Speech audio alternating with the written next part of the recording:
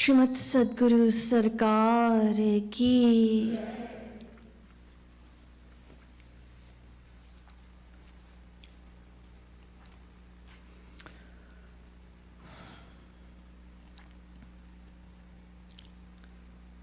Why are you here?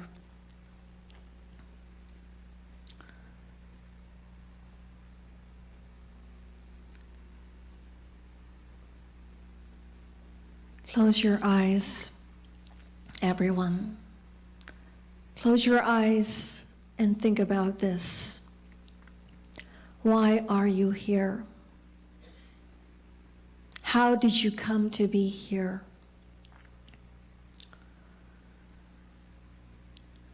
Was it because of an invitation you received?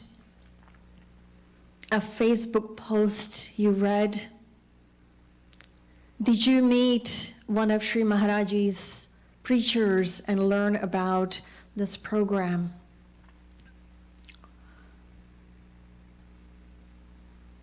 Is it because you took time off work and paid $400 for an airplane ticket? Or you drove 4 hours from another city?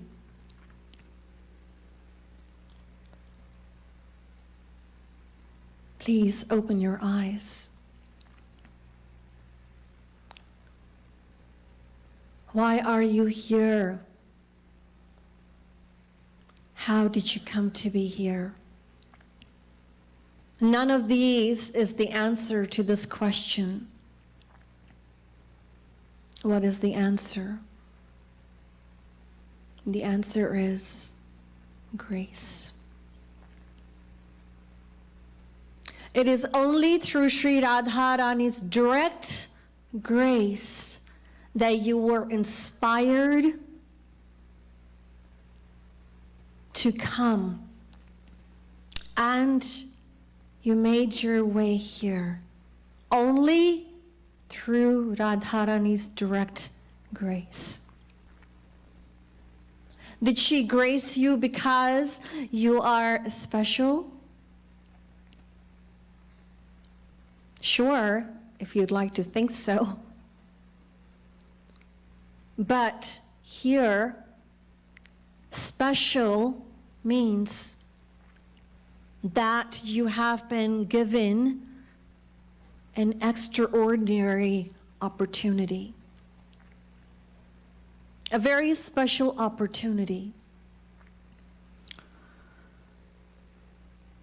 We are told that Radha Rani is personified grace.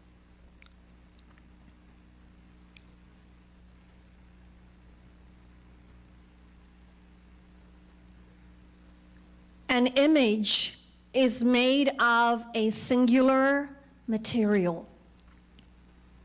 It could be wood, iron, clay, stone, silver, gold. But what is within that image? The material that is used to cut that image is both on the inside and the outside. It is consistent throughout that image. So in other words, if that image is, or any image is cut from stone, for example, then that material, that stone, permeates every aspect of that image. And that means that no other material is mixed with it. So the eyes, the face, the head, the legs, the arms, every aspect of an image or a deity is made of one single element, material. It is consistent throughout.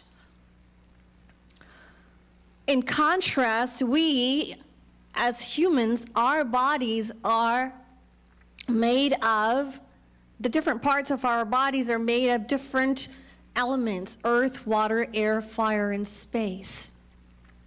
And somewhere within our physical form lies God's divinity. That is the individual soul. So the image is made of one material.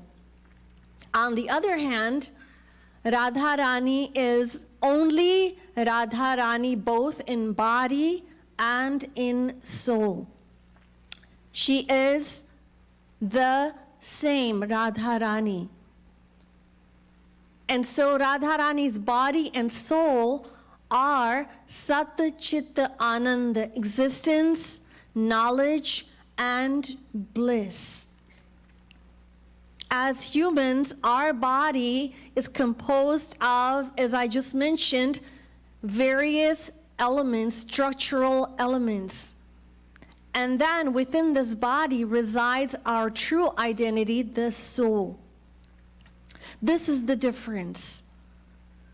And so whatever lies within this body, when it departs, then the body begins to decompose, it begins to decay. And what happens is that the body is then burned or cremated. That is what happens.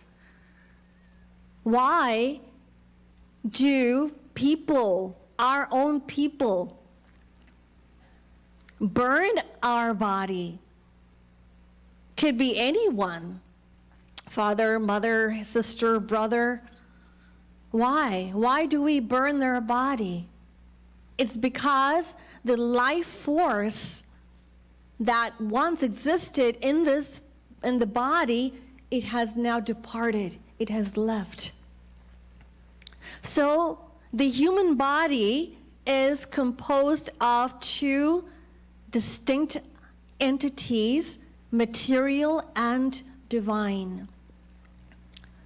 But Radha Rani's body and her soul are the same. They are Sat Chit Anand personified. That is why Sri Maharaji has likened Radharani's personality to that of a deity or an image, because it is made of one single element. So Radharani is grace inside and outside. She is grace personified. And that is why Sri Maharaji has composed so many chantings glorifying her divine personality.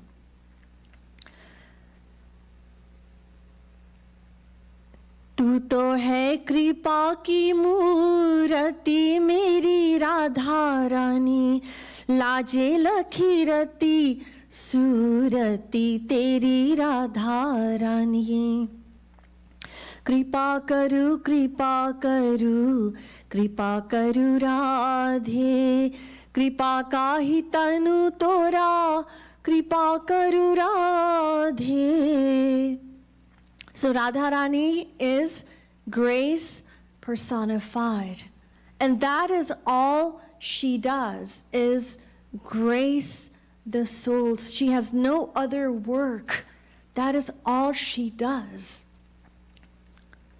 She has nothing to achieve, and so all she can do and all she does is grace the souls.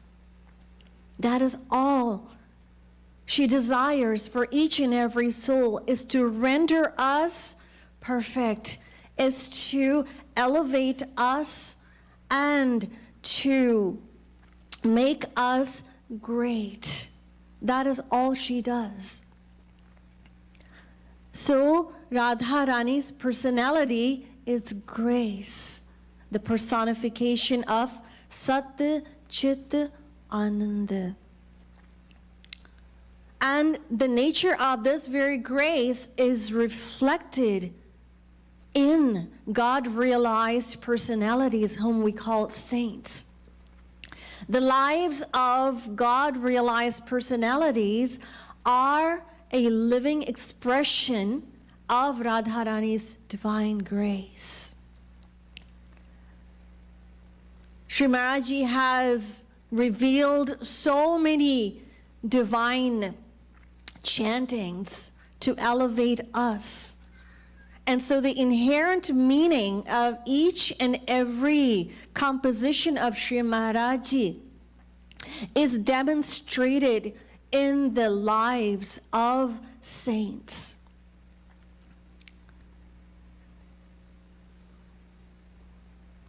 Tum jivan जीवन जीवन धन, जिन दिय भार डारी तुम्हें शिशु जनु, तुम संभार जननी जनु छिन छिन, निराधार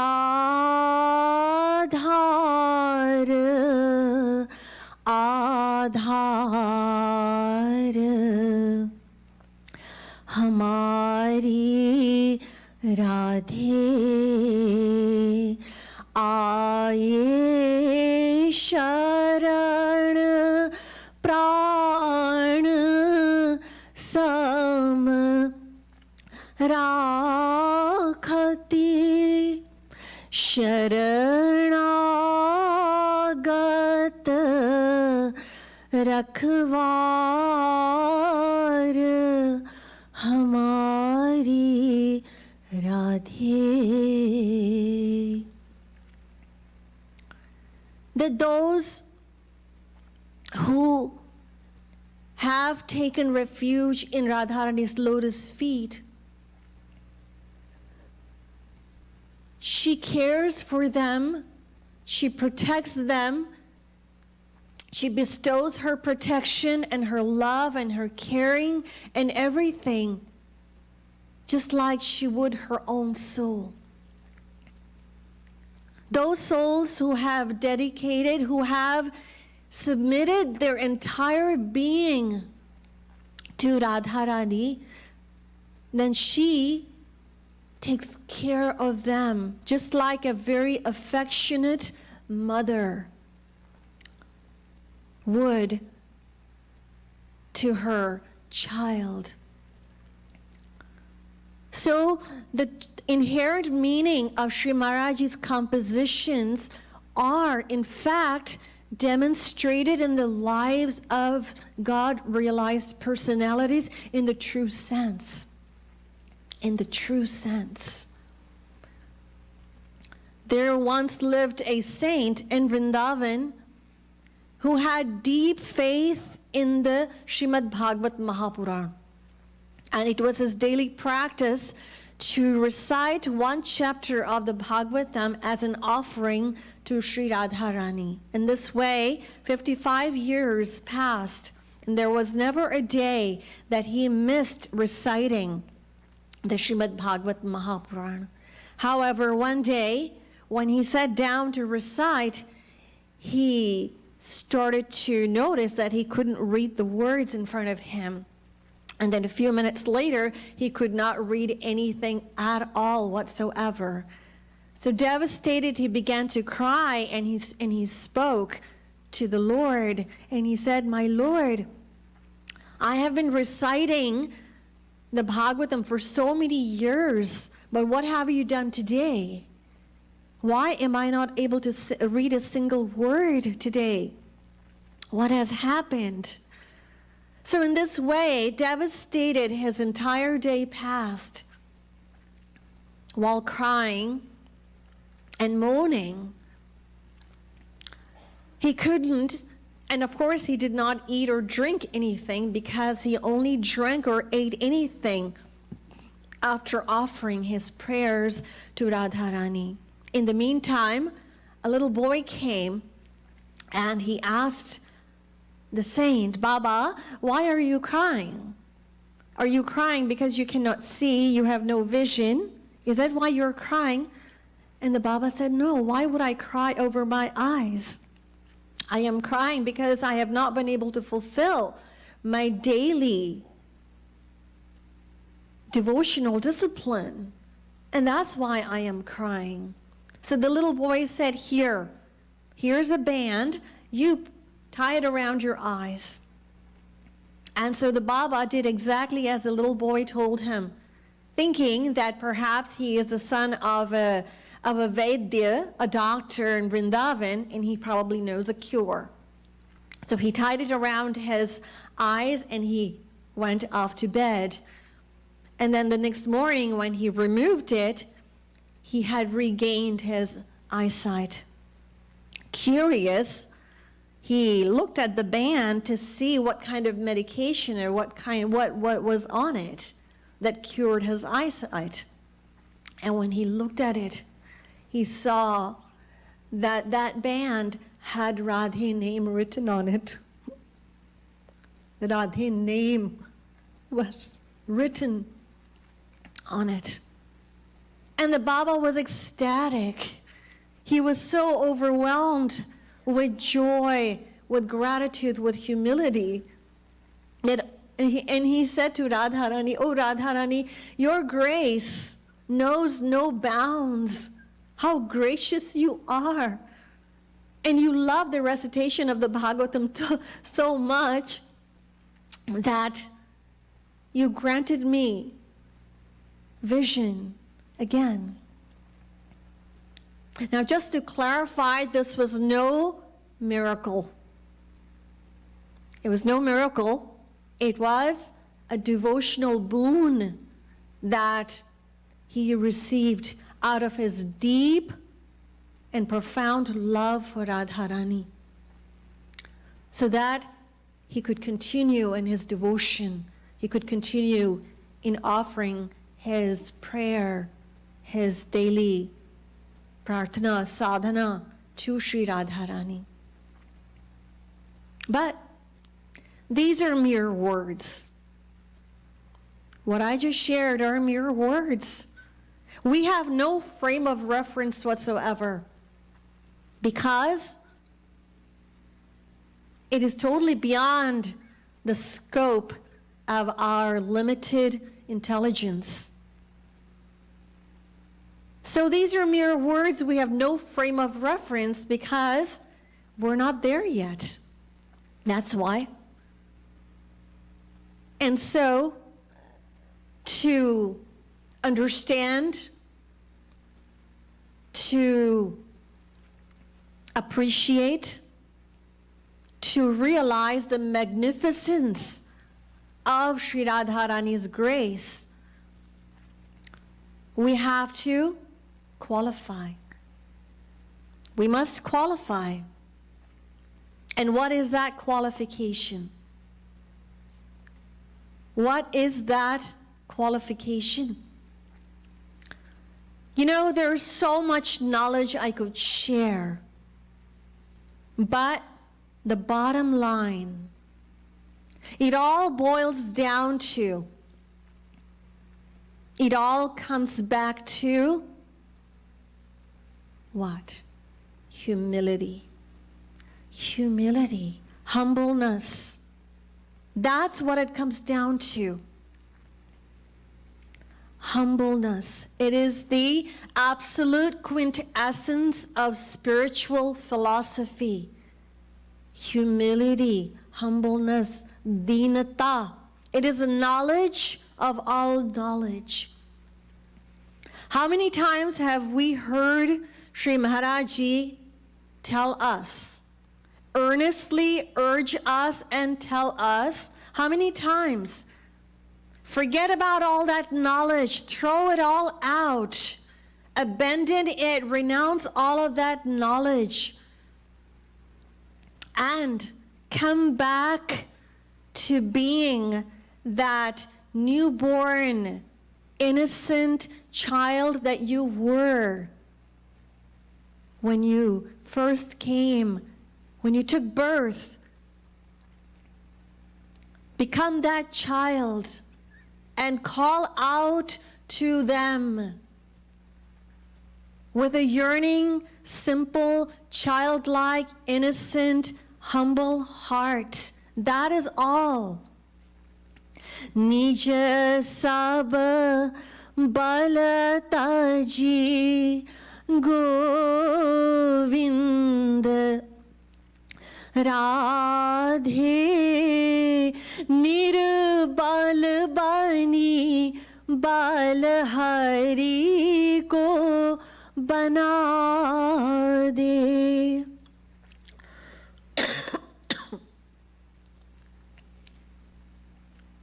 Navjat Shishu Sam Govind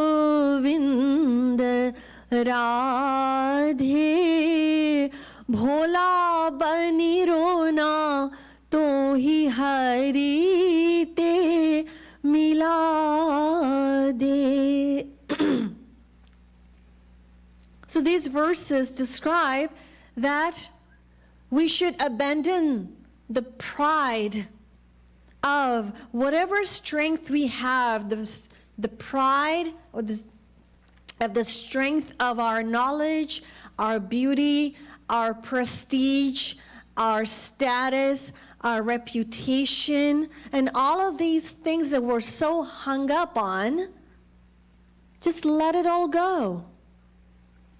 Let it all go.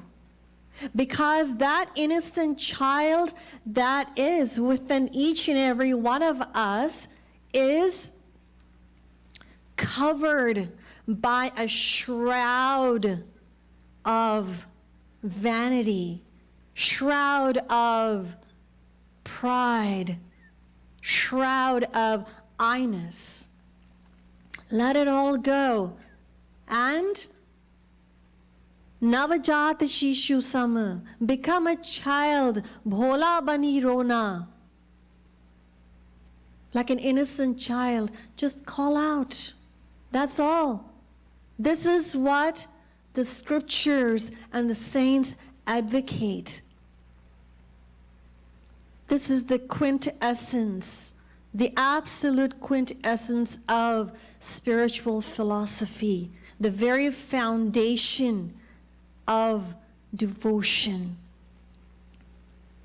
In contrast, we live in a very intellect-driven society. We live in a culture of I, where everything is designed to support this. Go, go, go. There's so much intense pressure to be the best. Improve your skills. Always more skills, more knowledge. Improve, stand out, strive endlessly to grow.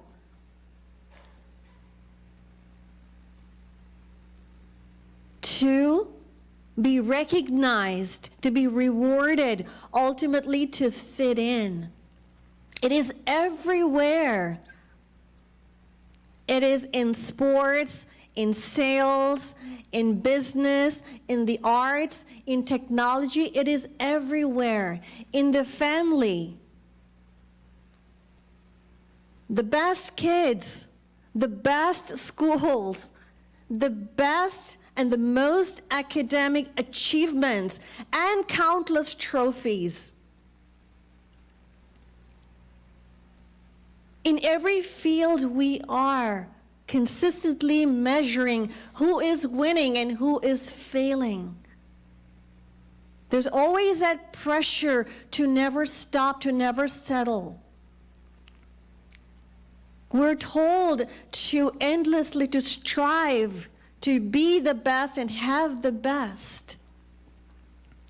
This culture of I fosters a quest for self-adulation and the inherent expectation of fame and rewards. But why are we chasing after all of these things in our life? Why? What is the reason? What is the reason? It's obvious. We want to be perfectly and forever happy. We want to be happy forever. We want perfect love, perfect happiness. But is all this grinding business to boost our egos getting us where we want to be in our life as individuals? That inner call that propels us all the time, is that being answered? Is indulging our egos bringing us closer to our goal? Or is it pushing us far and away and depriving us from our goal? There's a beautiful story of feelings. Once there was an island where all the feelings lived together. One day, there came a storm in the sea, and the island was about to drown. Every feeling was scared, but love made a boat to escape. Every feeling jumped in the boat except for one.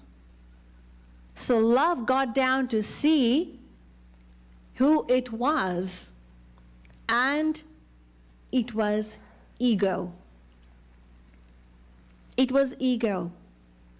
Love tried and tried, but ego did not move. It would not budge. So the other feelings asked love to come in the boat and leave ego and come in the boat. But love was meant to love. It remained with ego. And while all other feelings remained alive, love died because of ego.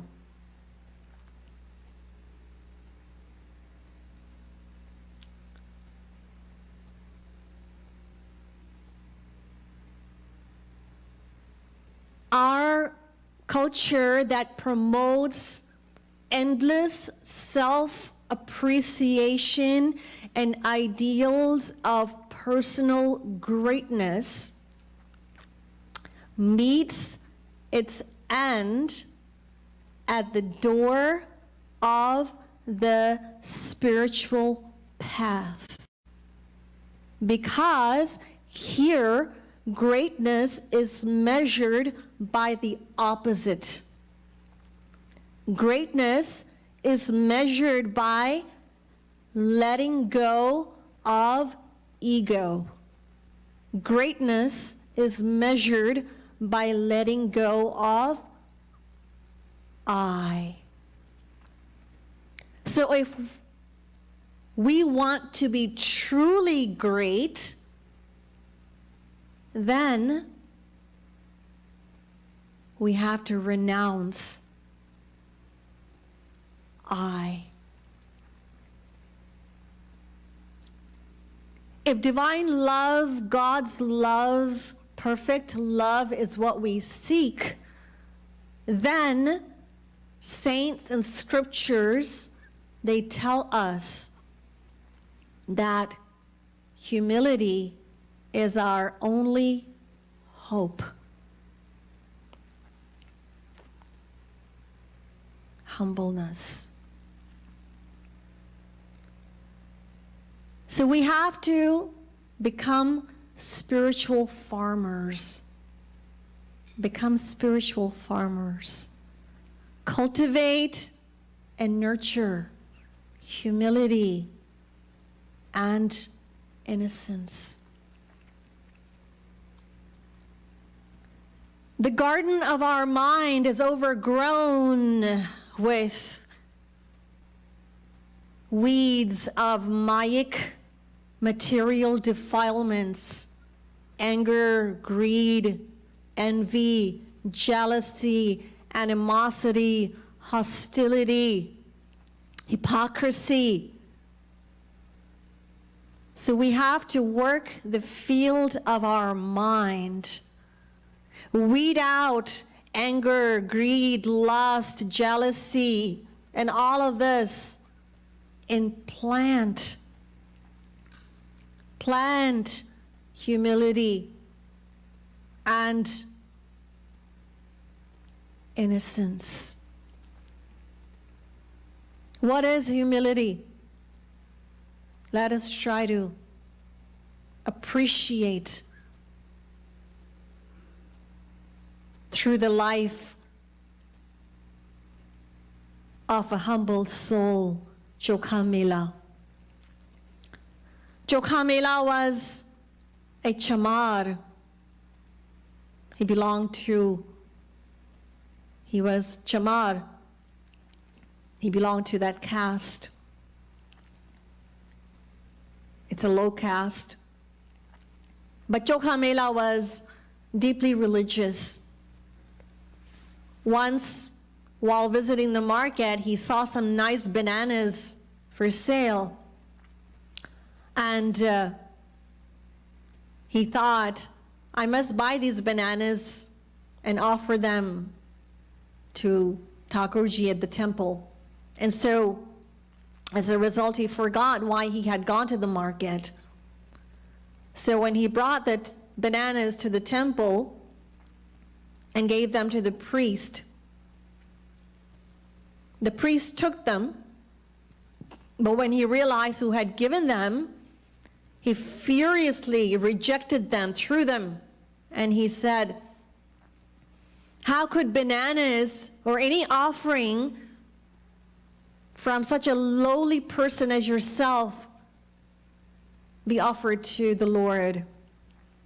So Chokhamela, he picked up the bananas and he went back home,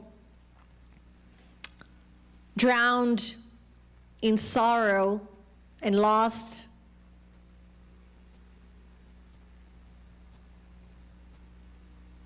in the ocean of deep thought.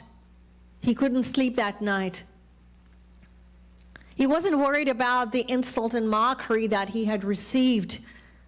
He was just heartbroken and grief-stricken for not having the good fortune to be able to offer the bananas to the Lord. In the meantime, the priests, after they put God to bed and had gone home, Thakurji couldn't sleep either. So he came to the house of Chokhamela and he said, "My dear devotee, bring out those bananas. I'm very hungry. I'm just craving those bananas, you know." Chokhamela was overwhelmed with gratitude, humility for the causeless grace and mercy of the Lord. He somehow managed to prostrate to the Lord, and with folded hands he pleaded and he said, "My Lord, my heart is so wicked. How could I possibly offer bananas to you?" So the Lord said, "I did not throw them. I did not throw them. Now bring them out. I'm hungry." So Chokhamela gave them to the Lord, who ate the bananas and took some back with him to the temple. In the morning, when the priests opened the temple, they found banana peels on the floor, and they immediately suspected that those were the same bananas that Chokhamela had brought to offer to the temple. And so they decided to go to Chokhamela's house and give him a hard beating, and they did. But how could Lord tolerate such injustice? So when the priests returned to the temple, what had happened was that God had bolted the door from inside. And so even though the priests were persistently begging and pleading the Lord to open the door, he wouldn't open the door. And then in the end, after much pleading, the Lord said, "Go and bring Chokhamela on your shoulders. Go bring him, and only then I will open the door."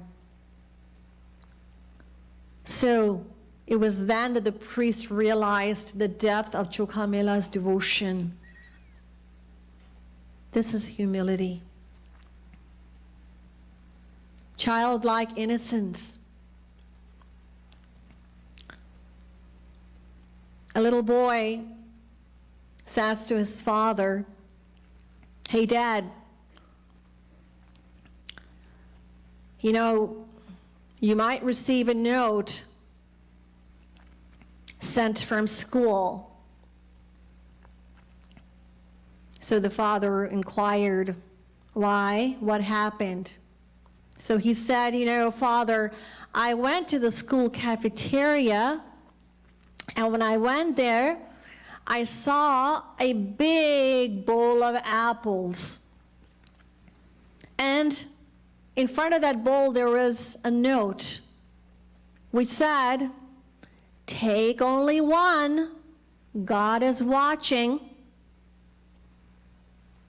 So I went farther down the line and I saw a big bowl of cookies. So I decided to write my own note. And I wrote, 'Take all you want. God is watching the apples.'"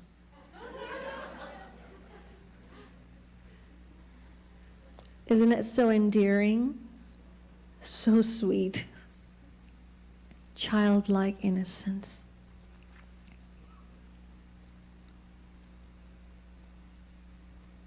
So when Sri Maharaji tells us that when we do sadhana, when we do devotion, this is exactly what Sri Maharaji tells us. That we have to bring these sentiments of humility and childlike innocence in our heart as we beg Sri Radha Krishna for the alms of their love. Every morning we say, Prem Bhiksham Dehi, Prem Bhiksham Dehi, Prem Bhiksham Dehi. Every morning we utter these words. But Sri Maharaji tells us that unless we have those sentiments within us, words have no value whatsoever. Just superficially repeating the words is not going to earn us any devotional merit whatsoever. Because God, Sri Radha Krishna, don't hear our words. They hear our heart. Our heart. So whatever is within us, those feelings, we can enslave them with humility and innocence.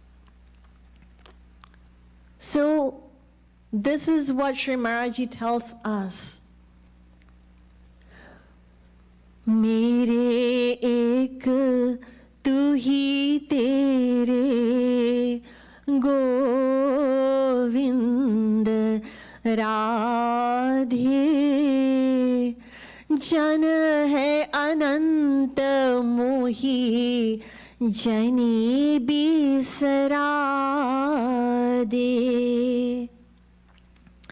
Mere ek tu hi tere Jan hai anant mohi jani bisara de. Oh, Sri Radha Krishna.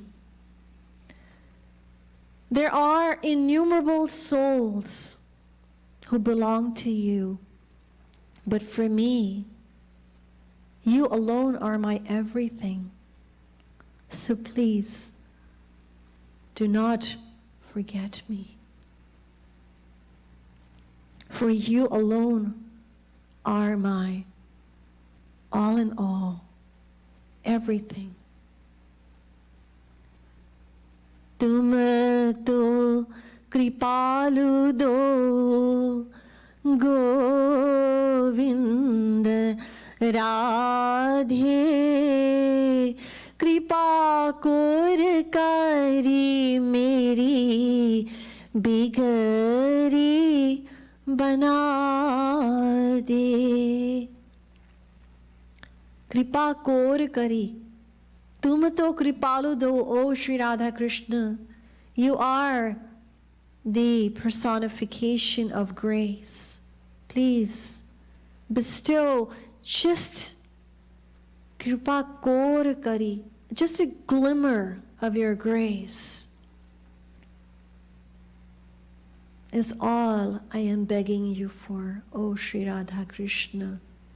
Meri bigri bana de, so that my ruined luck may be repaired, may be restored, O Sri Radha Krishna. Kaha jaun, kaso kahu, Govind Radhe, tum binu kaun sune, thaur bata de. Where should I go? Whom should I turn to? Whom should I narrate my distress to? Who understands the depth of my pains, oh Sri Radha Krishna, except for you? Who understands? And frankly, who cares? Nobody cares in this world. Oh, but you alone care for me.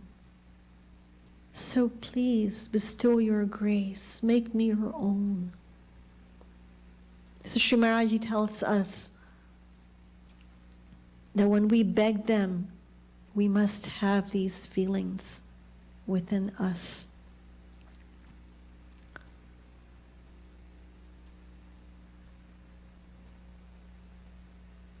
This is one of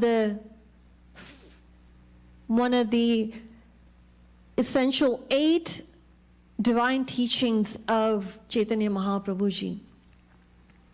Trinadapi sunichena tarorapi sahishnuna amanina manadena kirtaniyah sada harihi.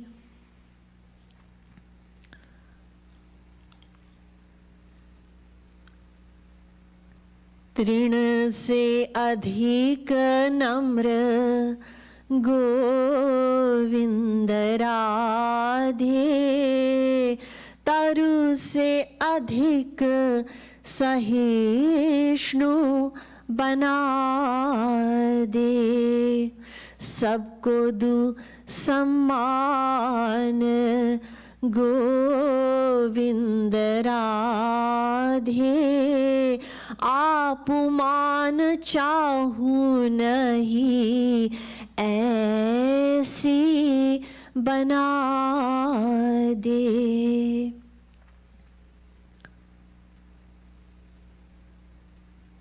Humbler than a blade of grass, and more tolerant and forbearing than even a tree. Give respect to all and do not desire any for yourself. A major flaw in our personality is that we constantly engage in activities in a vain attempt to impress others. To impress others.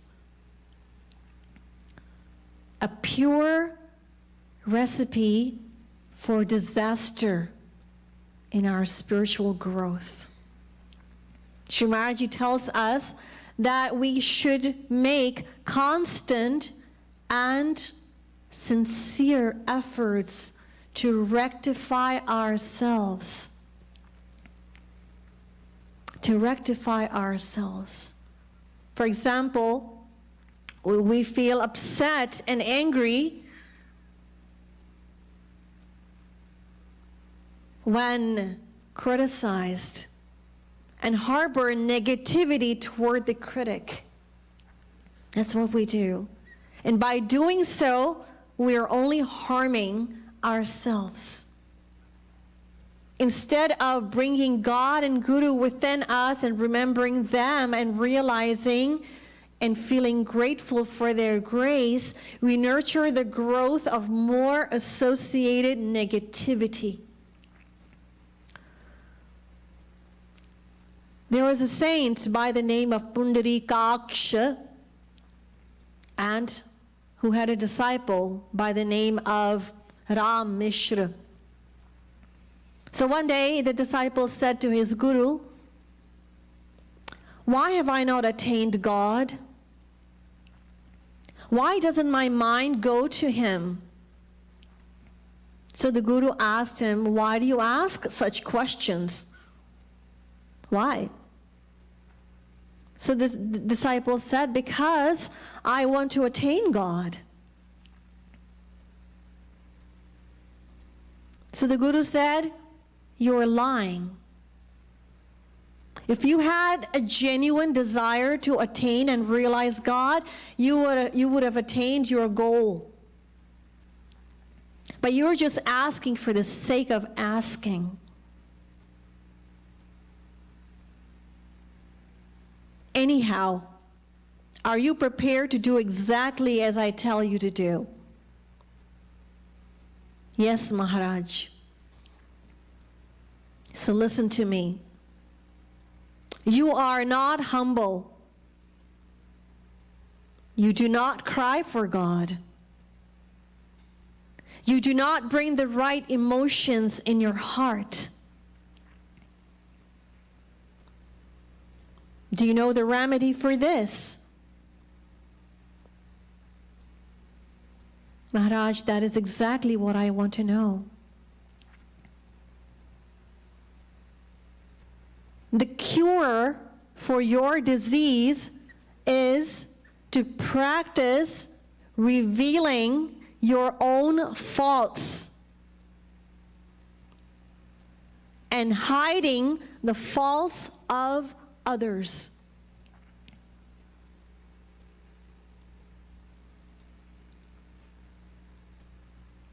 Practice revealing your own faults and hide others' faults. So Ram Mishra thought, I have done everything except this. I hide my faults, fearing what people will think or say about me. So he said to his guru, Guruji, I will disclose my faults to you, but please do not tell anyone. Otherwise, our relationship will come to an end. So the Guru said, don't tell me, you fool. Don't tell me. Tell the world. Not me. And do not speak about others' faults, nor think about them.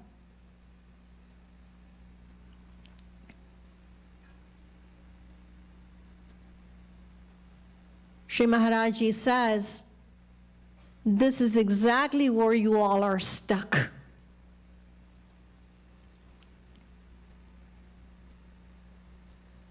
Reflect on this sentence of Pundarikaksha. Sri Maharaji says, you all want praise of others. Devotees argue and fight with each other over words. He dare call me this. Who do you think you are? What status can you lay claim to?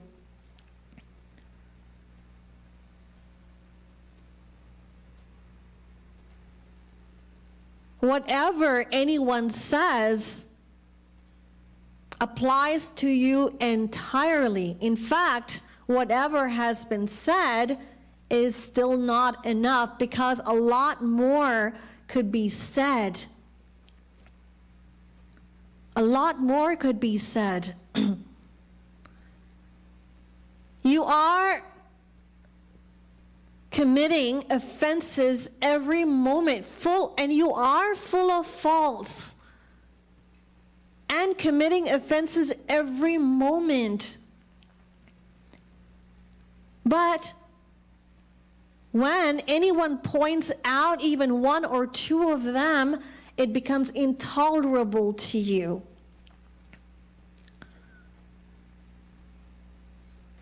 Becomes intolerable to you. If anyone is pointing out your mistakes, Sri Maharaji says, he is your well-wisher. But we do not like to hear our own faults. We resist them. We resist them. Even when two devotees get together, they criticize other satsangis. Oh, she did that, she did that. That's what two satsangis do when they talk to each other. In the ancient time, a person met the great Chanakya. And the person said to Chanakya, "Do you know what I heard about your friend today?" So the great Chanakya said, "Hold on a minute. Before you tell me or talk to me about my friend, I'd like you to pass a test. And the test is called a triple filter test." It's a triple filter test. So before you talk to me about my friend, it would be a good idea to take a moment to filter what you are going to tell me. And that is why I call it a triple filter test. So the first filter is the filter of truth.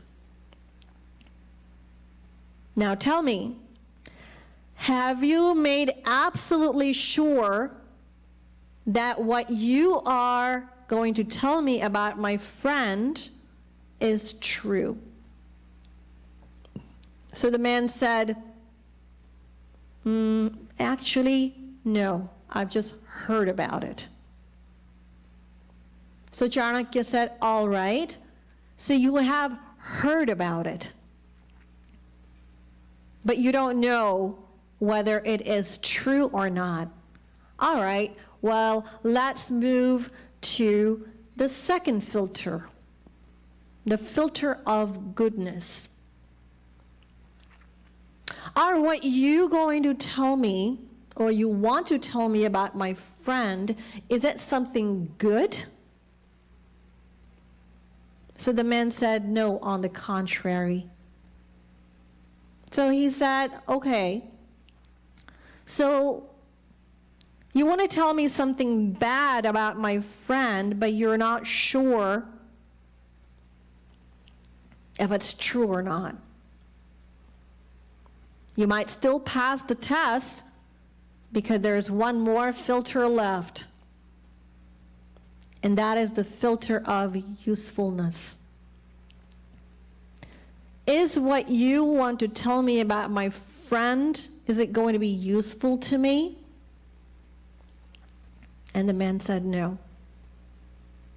So he said, if what you want to tell me is not true, it's not good, and it's not useful, then why tell me? Why? Why tell me? Even if one were to pass the triple filter test, if it has no relevance to one's spiritual life, what use is it? Our Sri Maharaji provides only a single filter test, the filter of the soul. That's it. And if it's relevant to the soul, then it is absolutely true, perfectly good, and utterly useful. Sri Maharaji urges us, earnestly begs us and pleads us to keep our conversations limited to Hari and Guru. Once I read a post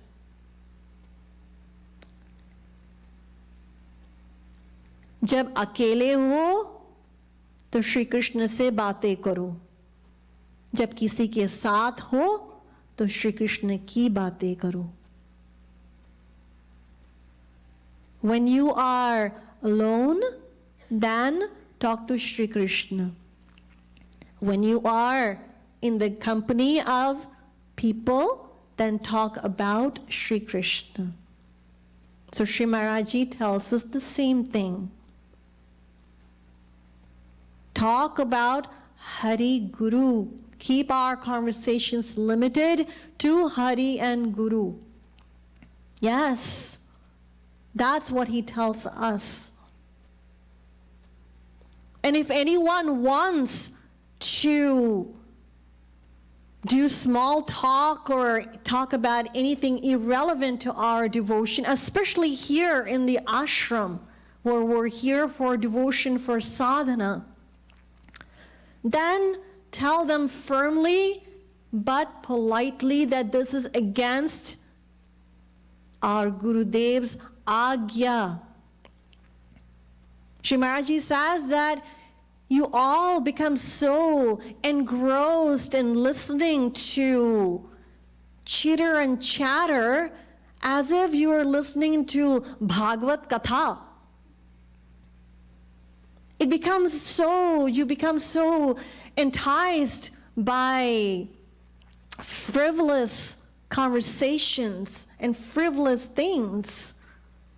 And then you come to me and say, Maharaji, I'm not making any devotional progress.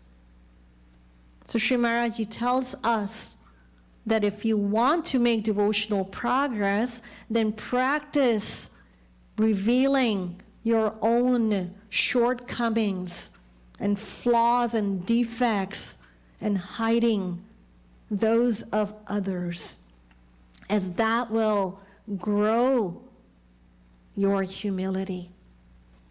So in light of these teachings, let us individually reflect, look within us to see where we stand. Where do we stand individually? There's not one of us who can deny our own reality. Our own reality. No, not one of us can deny it.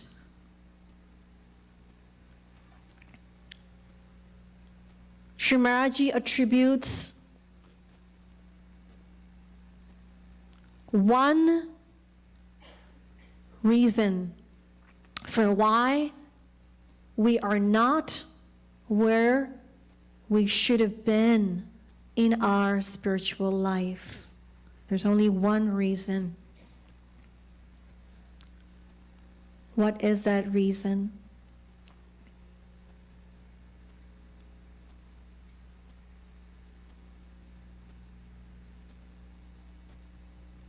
I'll leave you with this cliffhanger.